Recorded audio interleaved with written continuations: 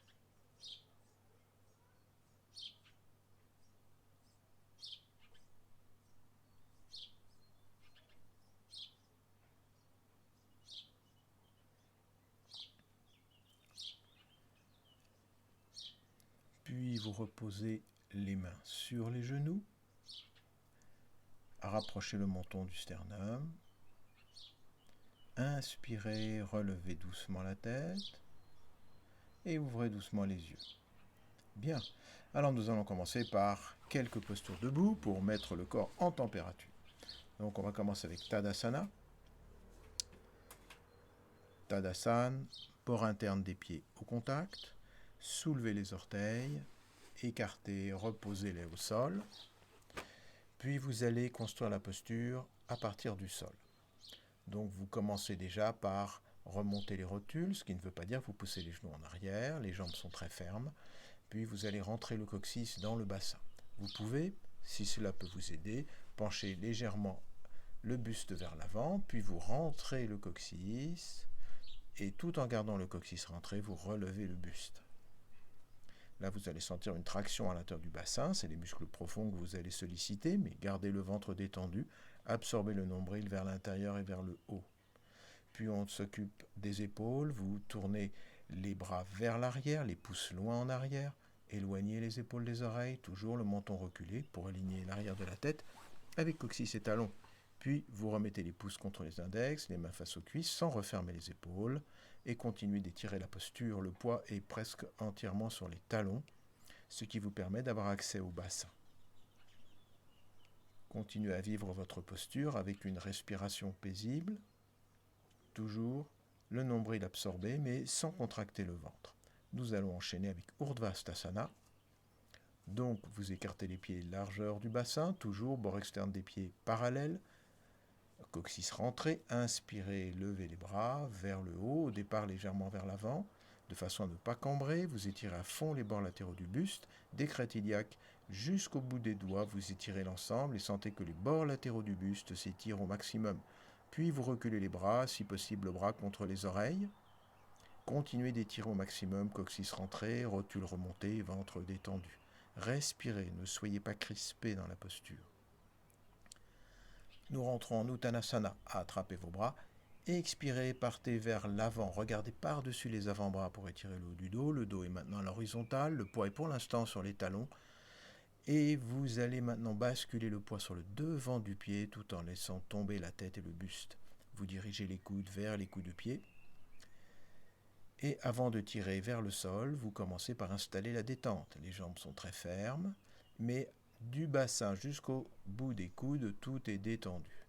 Laissez la respiration terminer la détente. Sentez que cette détente s'installe. Une fois qu'elle y est, vous pouvez commencer à l'accompagner en tirant les coudes vers les coups de pied. Et là, vous sentez l'étirement des bords latéraux du buste, des aines jusqu'aux aisselles. La tête doit pendre, vous ne devez pas regarder vers l'avant, la nuque doit rester complètement relâchée. Une tête, ça fait 5 kg. Si vous la laissez pendre au bout du dos, c'est 5 kg de détente pour toute la colonne vertébrale. Inspirez, revenez, regardez à nouveau au-dessus des avant-bras pour bien étirer le dos. Le poids pendant tout le retour reste sur le devant du pied. Nous enchaînons avec Adho Mukha Svanasana, le chien tête en bas. Donc on commence par se mettre à plat. Dans cette posture, que certains appellent la posture du guetteur, l'arrière de la tête, le coccyx et les talons sont pratiquement sur une planche. Les bras sont verticaux, tous les doigts sont écartés. Et en mettant la pression sur la base des pouces, vous avez accès aux épaules et vous tournez les bras vers l'extérieur. Les talons sont relevés. Inspirez et expirez, montez très haut le bassin, montez les talons. Regardez toujours vers les mains pour étirer le haut du dos. Le fait de remonter les talons permet de détendre l'arrière des cuisses. Vous continuez à tourner à fond les bras vers l'extérieur. Et enfin, toujours en regardant les mains, vous ramenez les talons au sol en tournant les cuisses légèrement vers l'intérieur pour que le bord externe des pieds reste parallèle.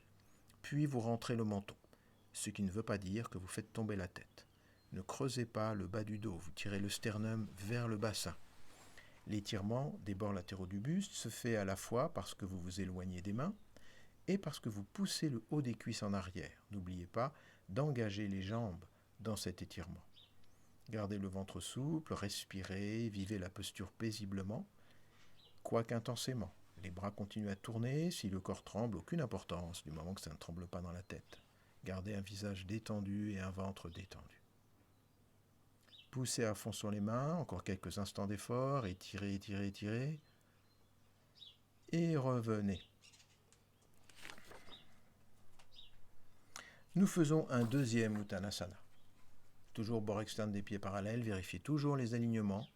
Puis inspirez, levez les bras, le coccyx est rentré, étirez à fond les bords latéraux du buste, puis envoyez vos bras en arrière, attrapez les bras, changez la prise de bras. Expirez, partez vers l'avant, regardez par-dessus les avant-bras, stationnez éventuellement un petit peu le dos à l'horizontale pour consolider la posture. Le poids est maintenant sur le devant du pied. Pour ne pas tomber, vous poussez le haut des cuisses en arrière, mais prenez garde à ne pas pousser les genoux. Par contre, vous remontez les rotules. Puis expirez, laissez tomber la tête et le buste, transférez en même temps le poids sur le devant du pied. Laissez complètement tomber la tête. Laissez la détente se faire. Écartez le haut des cuisses l'une de l'autre. Creusez les aines antérieures, poussez le périnée vers le plafond. Et enfin, tirez les coudes vers les coups de pied une fois que la détente est installée. Laissez pendre la tête. Continuez à travailler le bassin en écartant le haut des cuisses l'une de l'autre. Respirez calmement, allongez l'expiration.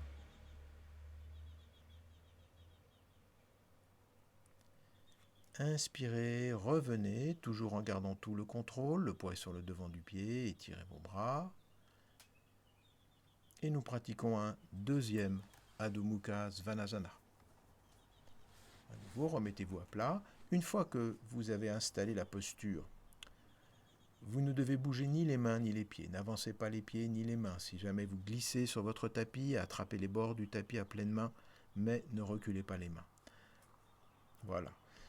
Ensuite, le fait de monter les talons permet d'étirer l'arrière des cuisses, donc de tirer le maximum de l'étirement des bords du buste. puis ramenez les talons au sol, toujours bord externe parallèle. Pour ce faire, tournez légèrement les cuisses vers l'intérieur, éventuellement jetez un bref coup d'œil aux pieds pour voir si les pieds sont bien parallèles.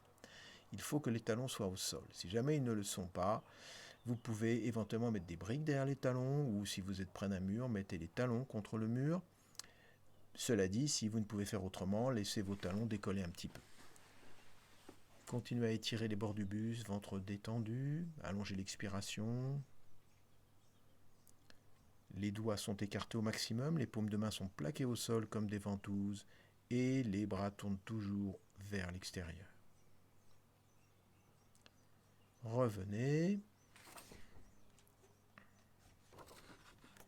Nous enchaînons avec un exercice d'étirement des cuisses et des psoas. Rappelons que les psoas sont des muscles profonds du bassin qui sont derrière les intestins, on ne peut pas les toucher. Donc, pour pratiquer cette posture, qu'on peut également appeler une préparation à Eka Pada Raja Kapotasana. Bien, donc on s'installe déjà avec un genou au sol. Si vous êtes sensible de la rotule, vous pouvez mettre une petite épaisseur sous la rotule.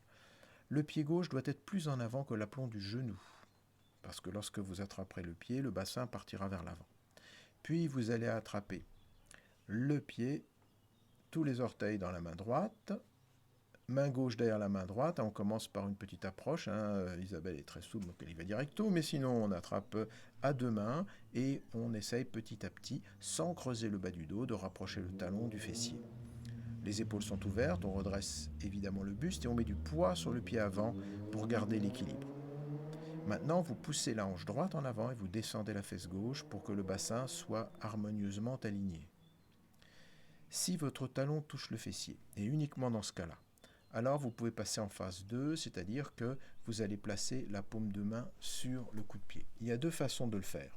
Soit votre épaule n'est pas très souple, auquel cas vous mettez la paume sur tout le coup de pied, et même sur la cheville. Et vous allez maintenant placer la main gauche, le dos de la main gauche sur le genou, pousser index joint en mudra, garder la bras gauche tendu. Vous pouvez vous servir de l'appui du poignet sur le genou pour reculer, pour descendre, éloigner l'épaule gauche de l'oreille gauche et essayer d'avancer l'épaule droite vers l'avant. Deuxième option, si votre épaule droite est assez souple, vous passez par l'intérieur et vous envoyez la paume vers l'avant. Toujours pareil, vous essayez d'harmoniser le dos. Pour ce faire, vous avancez, vous poussez la hanche droite, vous descendez la fesse gauche, vous poussez l'épaule droite en avant, vous reculez l'épaule gauche, bras gauche bien tendu sur le genou. Et vous revenez. Et maintenant, nous allons de l'autre côté. Vous n'êtes pas obligé de vous retourner. Isabelle le fait pour mieux vous montrer, mais vous pouvez bien sûr rester du même côté. Pied droit en avant, légèrement plus avant que l'aplomb du genou, puis vous attrapez le pied. Bon, si vous pouvez le faire directement, allez-y directement à une main, sinon on le fait avec les deux mains. Ensuite, vous savez que vous pouvez attraper le pied soit par-dessus, ce qui est moins exigeant pour l'épaule, soit par l'intérieur. À nouveau, poussez l'index joint sur la main droite, dos de la main, poignet sur le genou, redressez le buste, sans creuser le bas du dos, gardez le ventre souple, et vous éloignez l'épaule gauche de l'oreille gauche. Pour ce faire, essayez de mettre plus de pression au niveau du poignet gauche. Vous verrez que ça aide à éloigner l'épaule gauche. Respirez tranquillement et vous voyez que quand le talon est près du fessier, la rotule est derrière vous, donc vous n'avez pas besoin de support dessous. Et revenez. Bien, on va se détendre un peu le bas du dos avec Chaturanga Dandasana, le bâton à 4 membres. Donc, pour ce faire, vous commencez par vous mettre à plat. Vous retournez les orteils au sol, les pieds sont écartés, largeur du bassin. Les mains sont légèrement en retrait des épaules, les avant-bras doivent être verticaux, vous pouvez écarter un petit peu les mains. Et bien sûr, si cette posture vous pose des difficultés, vous savez que vous pouvez mettre les mains sur des briques. Donc on va voir. Voilà, donc on va faire la posture avec briques. Sachez que si vous pouvez le faire sans briques, c'est encore mieux. Et quand vous le faites avec briques, vous retournez les doigts sur la brique, ce qui allège la pression sur les poignets. On tend les jambes à fond. D'abord, avant quoi que ce soit, vous commencez par décoller les genoux du sol. Puis vous enclenchez la marche arrière. Tirez les talons en arrière, tirez les coudes en arrière, éloignez les épaules des oreilles. Vous pouvez garder le front au sol dans un premier temps pour que la nuque puisse s'étirer et s'allonger tranquillement. Puis sur une expiration, vous montez et vous restez au ras du sol. Rien ne touche le sol, mais vous restez au ras du sol et vous rentrez le coccyx à fond. Vous continuez à tout tirer en arrière. Vous tirez les talons, vous tirez les coudes, vous tirez les épaules. Enclenchez la marche arrière au maximum et restez raide comme une planche. Vous pouvez regarder devant vous ou légèrement vers le sol si vous sentez que c'est difficile pour votre nuque. Accrochez-vous et revenez. Bien, et maintenant on reste au sol pour pratiquer la demi-grenouille qui se dit Ardha Bekasana. Donc pour la pratiquer, c'est déjà une sorte de flexion arrière. Donc vous gardez le front au sol, avant-bras sur les côtés, levez la jambe droite tendue, tournez-la vers l'intérieur, posez-la au sol. Levez la jambe gauche tendue, tournez vers l'intérieur, posez au sol. Maintenant, les gros orteils se touchent, les petits orteils sont au sol.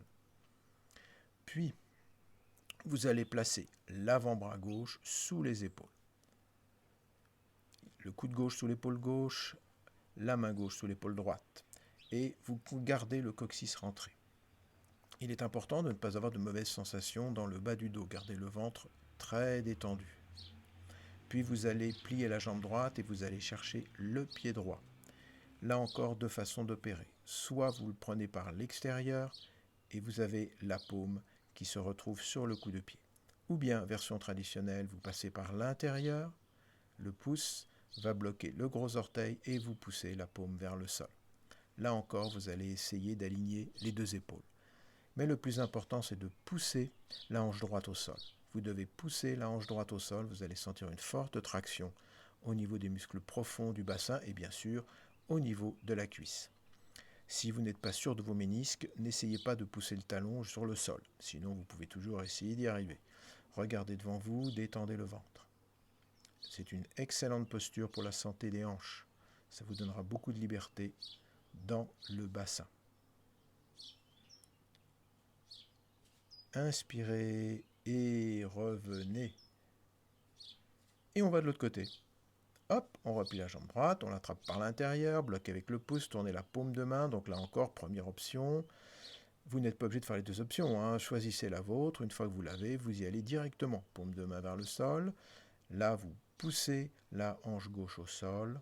Poussez la crête iliaque gauche vers le sol et vous avancez l'épaule gauche vers le sol également. N'oubliez pas que c'est une sorte de flexion arrière quelque part, donc ne vous effondrez pas au sol au niveau du buste, vous gardez un solide appui sur l'avant-bras droit, vous redressez le buste, vous tirez le sternum en avant. À mesure que vous poussez la hanche gauche vers le sol, vous tirez le sternum vers l'avant. Le ventre est bien évidemment complètement détendu. La jambe droite est très ferme. Respirez calmement. Gardez le ventre souple. Continuez à vous étirer vers l'avant. Éloignez l'épaule droite de l'oreille droite. Et revenez. À nouveau, une bonne détente avec Chaturanga Dandasana. On se la refait en statique. Donc on remet à nouveau les mains à la hauteur des côtes flottantes ou à la hauteur juste au-dessus du gras si vous préférez, si ça vous parle mieux. Bon. Ensuite vous tendez les jambes, les rotules décollent à fond. Puis vous éloignez les épaules des oreilles à fond. Commencez déjà à enclencher la marche arrière. Même si vous n'avez pas décollé, tout part vers l'arrière. Et sur une expiration, hop là, on monte et on décolle du sol, mais on reste au ras du sol comme un crocodile. Rentrez le coccyx. Un crocodile n'est pas un varan, donc le ventre ne touche pas le sol. Accrochez-vous, vous êtes raide comme une planche et pensez à votre coccyx. Le coccyx rentre à fond, c'est ça qui va vous détendre le bas du dos. Magnifique gainage de toute la face antérieure également. Regardez soit vers le sol, soit devant vous si vous avez suffisamment tiré vos trapèzes vers les reins. Et revenez. Bien, on va passer un petit peu en mode repos maintenant. Allongez les bras le long du corps, paume de main vers le plafond, tournez la tête sur le côté. Laissez les cuisses tourner vers l'intérieur. Laissez les omoplates s'écarter l'une de l'autre. Relâchez-vous complètement. Respirez. Il faut pouvoir tout lâcher dans ces petits instants de repos. Bien, nous enchaînons avec Salabhasana, la sauterelle. Donc, pour pratiquer la sauterelle, à nouveau, on reprend la position de départ, avant-bras au sol, front au sol pour détendre la nuque, puis soulevez la jambe droite, tendue, tournez vers l'intérieur, posez au sol. Soulevez la jambe gauche, idem. Donc les gros orteils se touchent, les petits orteils sont au sol. Maintenant, vous allez allonger les bras le long du corps, paume de main vers le plafond. Vers le ciel. Eh oui, mais on a tellement l'habitude d'être dans la salle, hein, voilà. Enfin bon, confinement oblige, on n'est pas dans la salle. Bon, on peut y aller de temps en temps avec des autorisations, etc. etc. Bon, voilà. Maintenant, vous allez garder les jambes très fermées, manœuvre très importante, vous rentrez le coccyx à fond dans le bassin. Si le coccyx n'est pas rentré dans le bassin, ça va vous tirer dans le bas du dos. Maintenant, vous décollez les mains légèrement et on travaille les épaules. Tournez vos épaules vers l'arrière, éloignez à fond les épaules des oreilles. Le front reste au sol pour détendre la nuque. Quand tout ceci est fait, montez les mains un peu plus vers le plafond, tournez les paumes vers je vais y arriver un jour, vers le ciel, puis inspirez, expirez, décollez la tête, la poitrine et les jambes. Peu importe que les pieds décollent de beaucoup, mais il ne faut pas que les jambes se plient. Et là, vous tirez le sternum en avant. Faites attention à votre ventre. Il est très important qu'il ne pousse pas au sol. Dans ce genre de postures, qui sont des postures simples, parce que le bassin est au sol, vous avez la possibilité de mieux contrôler votre ventre. Donc il ne doit pas pousser au sol. Et vous respirez. Faites cette posture comme si vous deviez rester 1 heure comme ça. Il va bien falloir lâcher quelque chose. Détendez le ventre, détendez le visage, respirez, regardez devant vous. Tout va bien, on se relaxe. Et revenez. Remettez les avant-bras sur le côté, le front au sol. Éventuellement, dans cette phase intermédiaire, vous pouvez, si vraiment vous êtes fatigué, mettre les paumes de main l'une sur l'autre en écartant les coudes. Voilà, c'est une autre façon de se reposer entre deux mouvements de la même posture. Respirez et on se la rejoue. Allez, hop, allons-y bravement.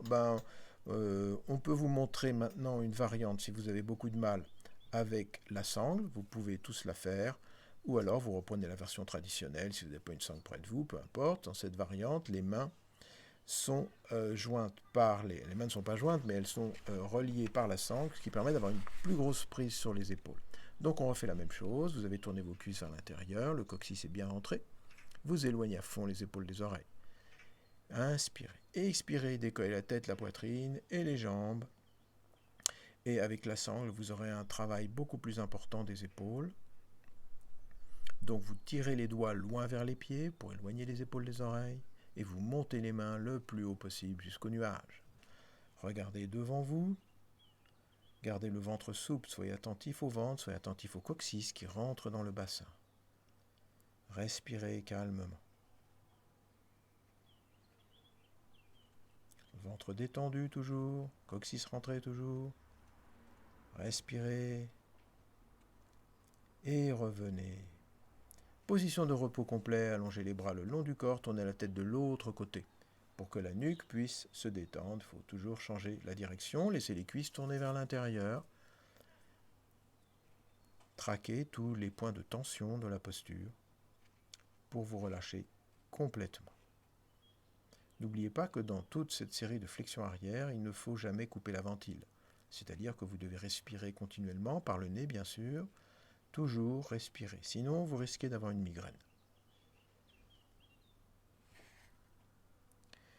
Maintenant, nous allons enchaîner avec une posture qui est une prolongation des sauterelles, mais qui va être plus intense au niveau de la flexion arrière, puisque le rayon de courbure va diminuer. Ici, le moteur ne sera pas le dos. Dans les sauterelles qu'on a fait, le moteur était la musculature du dos, ce qui est donc excellent pour la santé de la colonne vertébrale. Là, on va accentuer la courbure, donc on va réaligner magnifiquement toutes les vertèbres. Rappelons que les flexions arrière réparent le dos. Maintenant, on va attraper la cheville droite avec la main droite. Bien sûr, vous avez tourné vos cuisses vers l'intérieur, pratiquant à viser. Puis on va attraper le coup de pied ou la cheville. Voilà. Alors, n'oubliez pas que dans cette posture, les pieds doivent rester proches, mais les genoux peuvent s'écarter plus ou moins.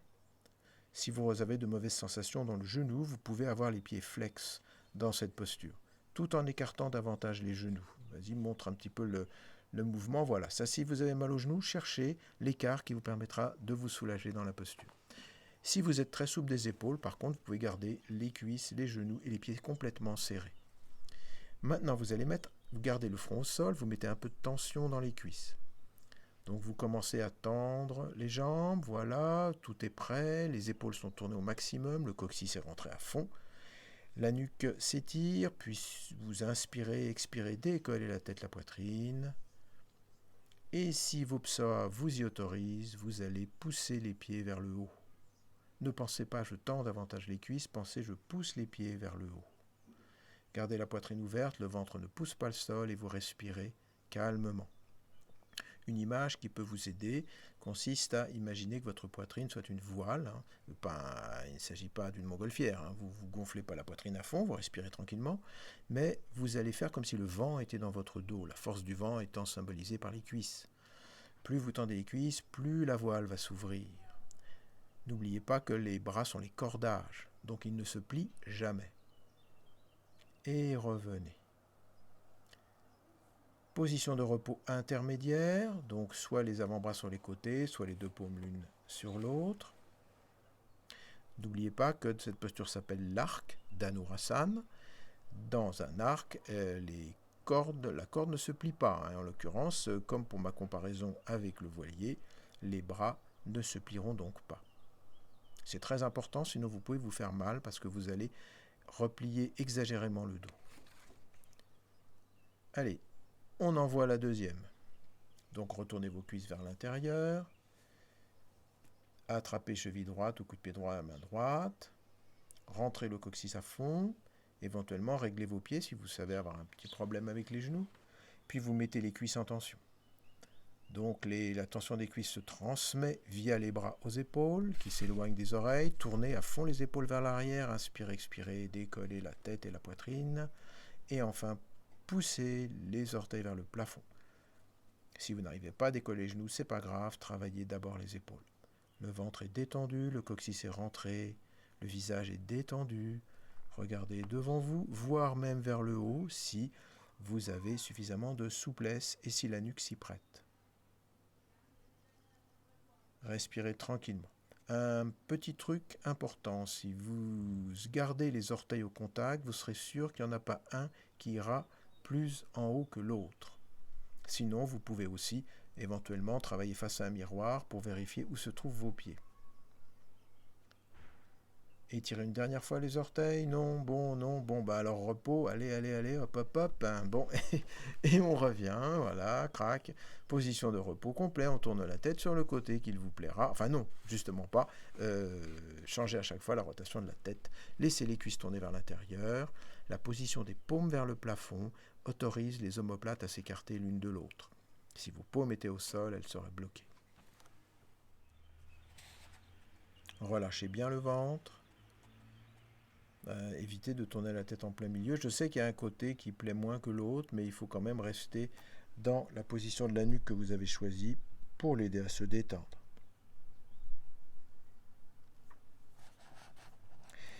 Et pour nous relâcher, rien ne vaut un petit Chaturanga Dandasana supplémentaire. Allez, hop. Cette fois-ci, on va la jouer mobile.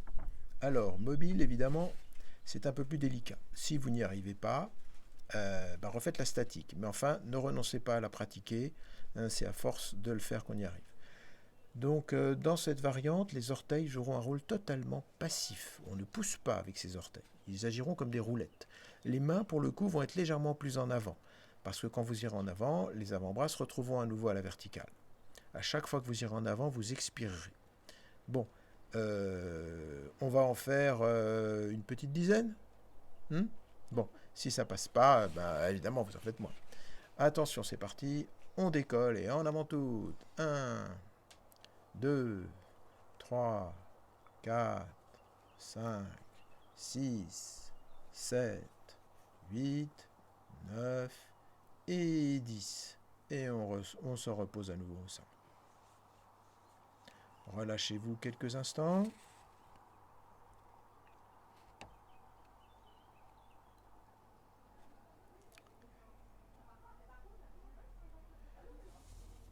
Vous pouvez allonger les bras le long du corps, parce qu'on va tout à l'heure passer au cobra, une posture, ma foi, fort intense, même si elle reste un arrière simple, c'est-à-dire ce qu'on appelle arrière simple, c'est les postures arrière où le bassin est au sol, donc il est beaucoup plus facile à contrôler.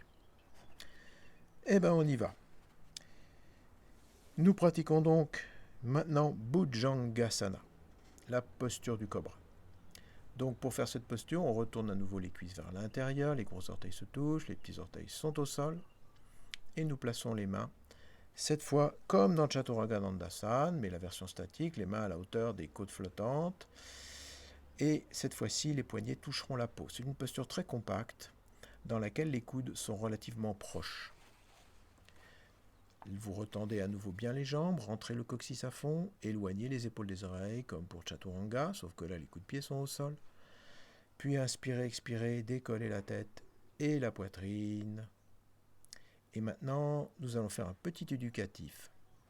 Vous décollez légèrement les mains du sol. Pourquoi? Parce qu'un cobra, ça n'a pas de bras. Donc vous êtes censé vous soulever uniquement avec la force du dos.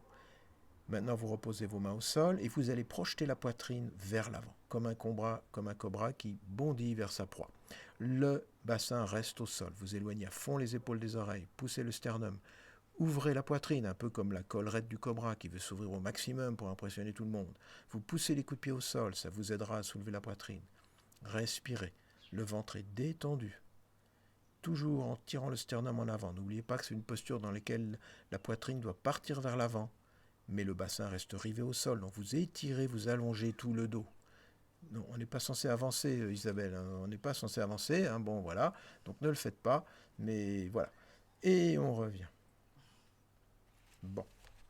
Allongez les bras. Posture intermédiaire, on va se la rejouer. Et oui, bon. Reposez-vous quelques instants. Si vous êtes sujet à l'hypertension, il est recommandé de ne pas garder cette posture très longtemps. 2-3 respirations dans ce cas-là suffiront. Même les gens entraînés ne restent pas plus de 30 secondes dans cette posture. Alors attention, on se la rejoue. Hop, hop, hop, on tourne les cuisses vers l'intérieur, les gros orteils se touchent, petits orteils au sol, jambes tendues, coccyx rentré, ventre relâché. Les mains sont à nouveau au contact de la peau, vous serrez vos coudes, vous éloignez les épaules des oreilles, donc on ne va pas refaire l'éducatif, vous avez compris à quoi servaient les mains. Inspirez, expirez, décollez la tête et la poitrine et servez-vous des mains pour projeter la poitrine en avant. Mais le bassin ne bouge pas, vous éloignez à fond les épaules des oreilles. En prenant appui sur la base des pouces, vous pouvez même tourner vos épaules vers l'arrière. Respirez tranquillement, le ventre ne pousse pas au sol, le nombril s'absorbe. Respirez. Vous pouvez pousser les coups de pied au sol pour vous aider à soulever un peu la poitrine. Toujours le sternum propulsé vers l'avant, poitrine ouverte. Et revenez. Allongez les bras le long du corps. Repos complet cette fois-ci. Changez la rotation de la tête. Laissez les cuisses tourner vers l'intérieur. Relâchez-vous complètement.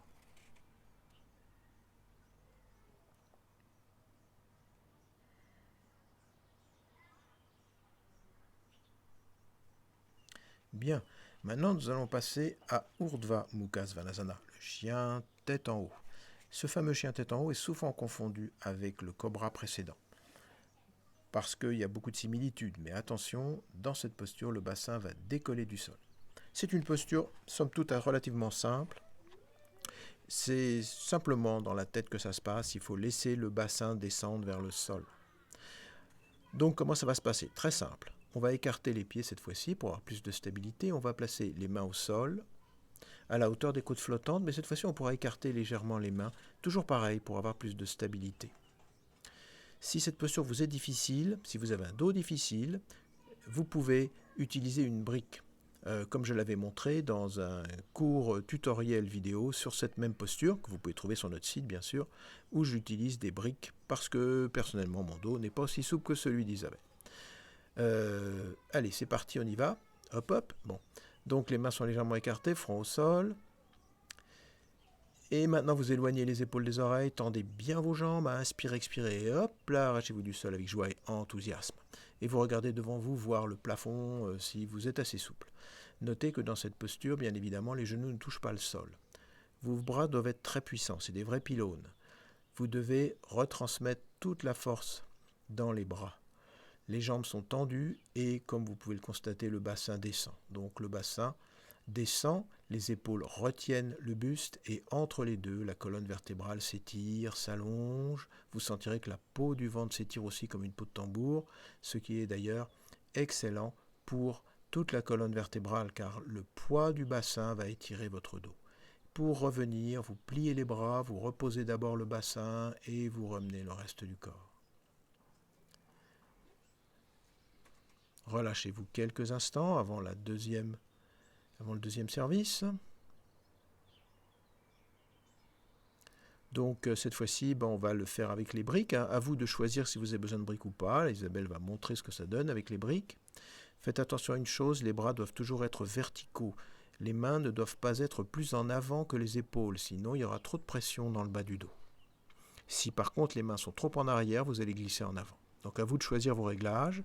Les briques peuvent être pratiquement sur les bords du tapis. Il ne faut pas hésiter à écarter, ça peut être beaucoup plus facile pour vos épaules, surtout si elles sont dures. Maintenant, vous tendez les jambes ont la fermeté d'un ski quand on étire les pieds, c'est-à-dire qu'ils sont très rigides, mais gardent une certaine souplesse. Et maintenant, on inspire, on expire, et hop, là, on s'arrache du sol. Voilà.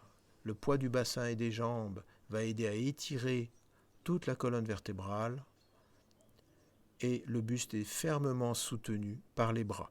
Lorsque l'on travaille sur les briques, vous remarquez que les doigts sont retournés sur le devant de la brique, ce qui allège la pression sur les poignets. Utile si vous avez des difficultés au niveau de vos poignets. Gardez le ventre détendu, laissez le bassin descendre. Oui, d'accord, si vous êtes très souple, regardez le plafond, voilà. Sinon, regardez devant vous. Voilà. Respirez tranquillement. Beaucoup de fermeté, ne laissez pas les épaules se rapprocher des oreilles. Vous les éloignez à fond. Ne laissez pas les genoux se plier. Vous les tendez à fond.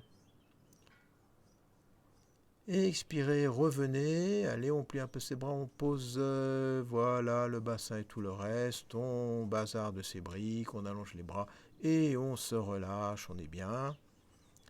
Voilà, toujours paume de main vers le plafond, ventre relâché.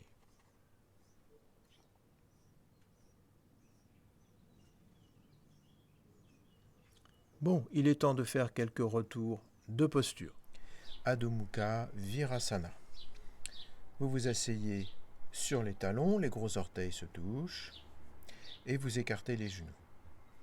Puis vous allez placer les pouces au niveau des aines et vous allez faire un mouvement de pousser des aines vers le sol et vers l'extérieur tout en vous penchant vers l'avant.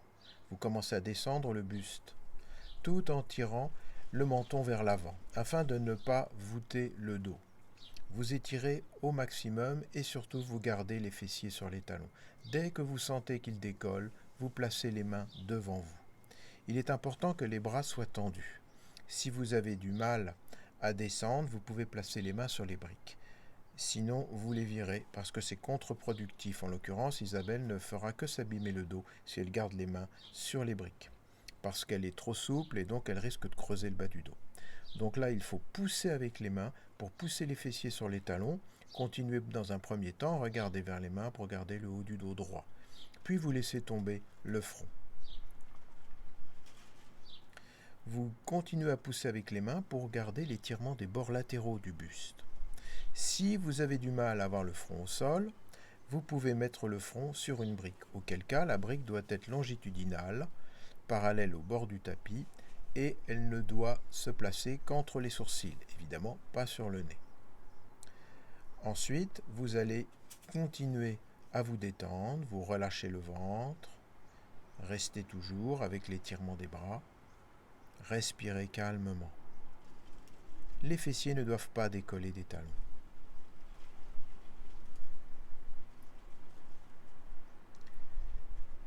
Et pour revenir de la posture, vous retournez les orteils au sol, on va garder les jambes serrées, puis vous tendez les jambes, donc les pieds sont serrés, les jambes le sont, vous montez très haut les talons, on va rentrer, c'est un Adho Mukha Svanasana, mais jambes serrées, ce qui permet d'étirer davantage le bas du dos. Puis vous poussez les talons au sol, bien sûr, vous vous éloignez au maximum des mains, sentez l'étirement des bords latéraux du buste, gardez le ventre détendu, respirez calmement. Pour les personnes qui sont déjà bien entraînées à cette posture, on va enchaîner avec une petite variante. Ne la faites pas si vous n'êtes pas totalement détendu dans cet Adho Mukha Svanasana. Donc là, il faut écarter les pieds. Et vous allez, avec la main gauche, passer à l'extérieur du tibia droit et attraper la cheville droite. Éventuellement, vous pouvez aller un peu plus haut si vous avez des difficultés. Et tendez à fond le bras droit. C'est une posture qui est une posture de grande détente dans laquelle vous avez là une torsion passive. C'est uniquement l'architecture de la posture qui permet cette torsion. Mais il faut avoir beaucoup de force dans le bras droit. C'est pour ça que tout le monde, dans un premier temps, ne pourra pas la faire. Poussez à fond avec le bras droit, puis revenez. Et maintenant, vous rentrez en Adho Mukha. Donc il faut déjà être bien expérimenté en Adho Mukha Svanasana pour la faire, car il faut avoir une très forte poussée des bras. Puis avec la main droite, vous allez passer à l'extérieur du tibia gauche, vous attrapez la cheville gauche, et vous regardez le plafond ou le ciel par-dessous le bras droit. Encore une fois, beaucoup de force dans le bras gauche pour conserver l'étirement. Le ventre est détendu. Et avec la main gauche qui attrape la cheville, la torsion se fait toute seule. C'est très relaxant. Il faut que les deux pieds exercent une poussée identique sur le sol. C'est encore une autre difficulté. Il faut donc la pratiquer quand on connaît déjà bien Adho Mukha Svanasana. Revenez, refaites un dernier Adho Mukha Svanasana et revenez Supta Padangusthasana. On commence par ouvrir une sangle. Puis vous rapprochez... Non, ça va trop vite là. On rapproche les talons des fessiers, on plie les jambes et vous poussez la peau des fesses vers les talons. Très important, surtout en retour de flexion arrière, d'avoir les lombaires bien à plat au sol. Ensuite, vous repliez la jambe droite, vous faites passer la sangle derrière le talon droit. La cuisse droite et la cuisse gauche sont au contact. Voilà, donc il faut tendre la jambe droite. Voilà, les deux genoux sont proches. Pourquoi? Ça nous permet d'avoir le bon angle. Au départ, on va prendre un angle d'environ 45 degrés. Alors, pourquoi le talon? C'est important parce que si vous mettez la sangle derrière le devant du pied, le mollet va faire amorti et vous ne serez pas en contact direct avec le bassin. Donc, on vise le talon, plus précisément la partie antérieure du talon. Le pied droit ne doit pas tourner vers l'extérieur. Puis, vous glissez le talon gauche au sol. Essayez d'éviter de soulever la jambe car cela vous ferait cambrer.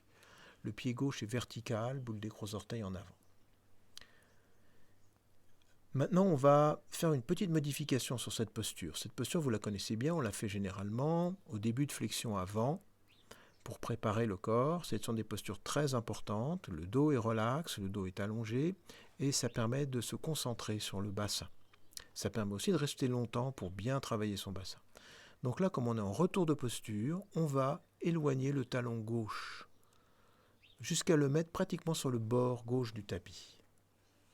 Ça donnera plus d'amplitude au mouvement. Ce n'est pas la variante traditionnelle, c'est une variante destinée à augmenter la détente. Et maintenant, on pousse dans la sangle. Vous voyez le mouvement du bassin? On éloigne la hanche droite de l'épaule droite. Mais attention à ce que le pied ne tourne pas vers la droite. Souvent, quand on avance, on observe que le pied tourne. Il faut le garder toujours parallèle au bord du tapis et vertical. Poussez à fond la boule des gros orteils vers l'avant. Deuxième phase, on monte à 90. Vous pouvez faire un tour de sangle en plus si vous voulez, écarter les coudes pour bien respirer, éloigner les épaules des oreilles et vous tirez à fond votre jambe dans le sol, comme si vous vouliez passer à travers le sol. Mais tout en faisant ça, vous continuez d'allonger la hanche droite. Continuez de pousser la fesse droite vers le pied gauche, allonger la taille droite. Dans cette configuration, il est plus difficile de l'étirer, mais il faut quand même le faire. Et dans cette configuration, le pied a encore plus tendance à tourner vers l'extérieur, donc surveillez-le. Éloignez les épaules des oreilles, détendez le ventre. N'oubliez pas pour autant la jambe gauche, elle reste ferme. Ne laissez pas le talon gauche décoller du sol.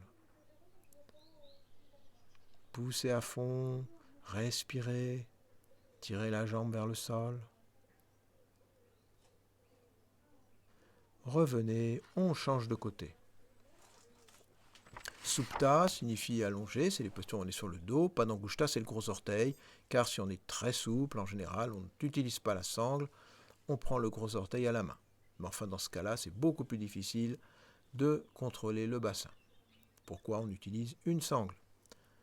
À nouveau, si le bassin a bougé, bien sûr, on pousse le pot des fessiers, même s'il n'a pas bougé, c'est toujours bon de le faire. Puis on étend les jambes. Les deux cuisses sont proches l'une de l'autre, les genoux sont proches, ça permet tout de suite de bien installer la posture. Le talon est bien évidemment au contact de la sangle. Et maintenant, on laisse glisser le talon droit au sol, pied droit vertical, on tend bien la jambe droite sans décoller le talon droit, car si on le décolle, ça signifie qu'on force l'articulation du genou. Or, tout ce qu'on demande au genou, c'est d'avoir la rotule droite qui soit remontée. On saisit sa cuisse. Puis, vous poussez le talon vers l'extérieur et vous commencez à pousser dans la sangle avec le talon gauche. Allongez la taille gauche. Voilà. Contrôlez le mouvement du pied gauche. Contrôlez aussi le mouvement du pied droit. Les deux pieds sont verticaux. Boule les gros orteils en avant. Étirez la face interne des cuisses. Respirez, continuez de pousser, allongez au maximum la taille gauche. Sentez ce mouvement, éloignez les épaules des oreilles. Vous pouvez écarter légèrement les coudes pour mieux respirer. Le ventre est souple. Rentrez le menton, ne laissez pas la tête partir en arrière. Là, notre modèle est très souple, mais en général, on a souvent besoin d'une couverture ou d'une brique derrière la tête pour que le front reste horizontal. Il ne faut pas laisser le front partir en arrière.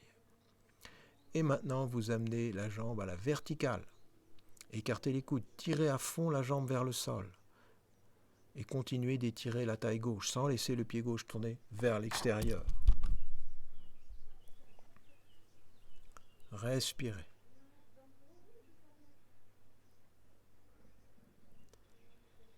Continuez à bien tirer la jambe vers le sol. Cette posture est une posture destinée à détendre l'articulation sacro-iliaque. Et revenez.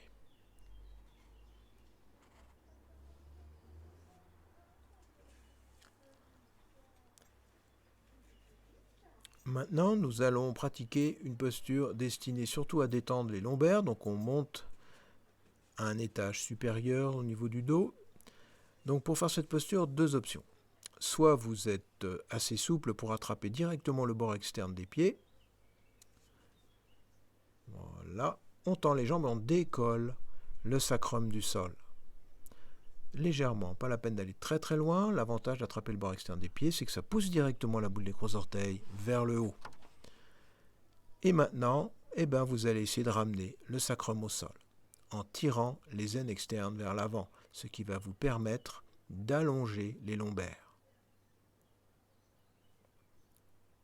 Si vous êtes moins souple, idem avec une sangle. Vous prenez donc la sangle, vous tirez, il faut décoller le sacrum, décoller la partie arrière du bassin.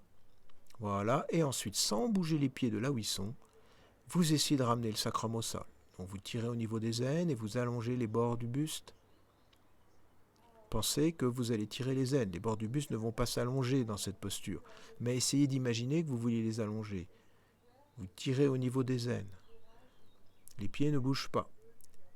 Et petit à petit, le sacrum se rapproche du sol, ce qui amène une grande détente dans les lombaires.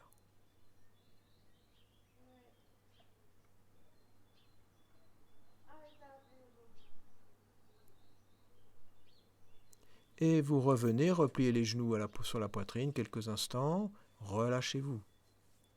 Croisez les doigts devant les tibias, mais n'écrasez pas les cuisses sur le ventre. Cette posture s'appelle Dvipada Supta Pavana Muktasana.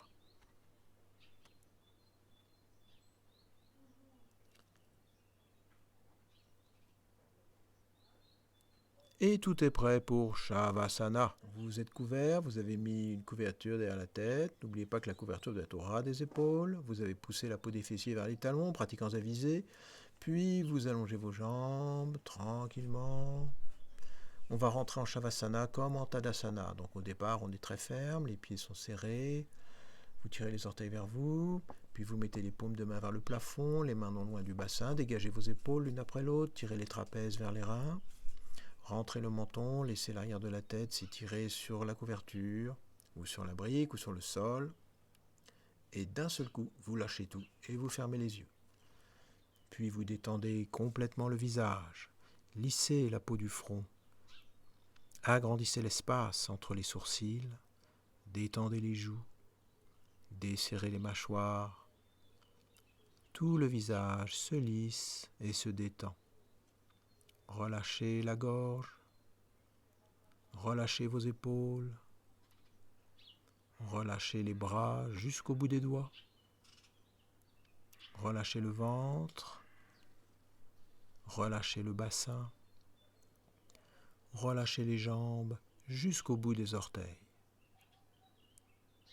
Si des pensées se présentent à vous, ne les bloquez pas. Laissez-les juste circuler comme des nuages, sans les retenir, sans les analyser. Puis vous allez abandonner tout le corps sur le sol. Abandonnez tout le corps.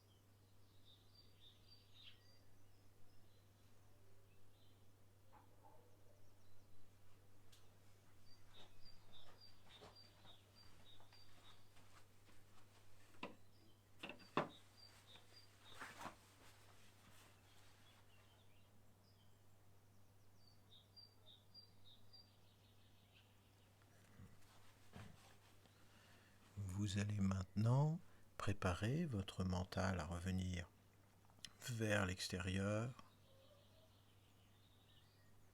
Vous vous souvenez de la pièce, du sol, des murs qui vous entourent,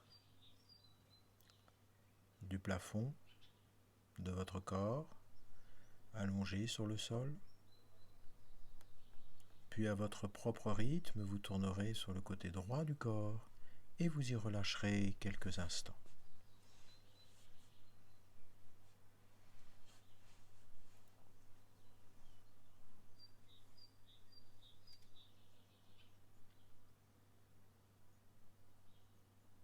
Puis vous pourrez laisser vos yeux s'ouvrir progressivement. Laissez-leur le temps de se connecter à la réalité de la pièce. Puis à votre propre rythme, en poussant sur la main gauche, vous pourrez revenir vous asseoir.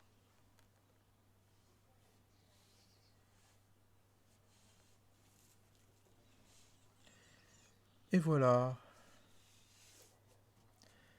Merci Isabelle de cette démonstration et à bientôt tout le monde.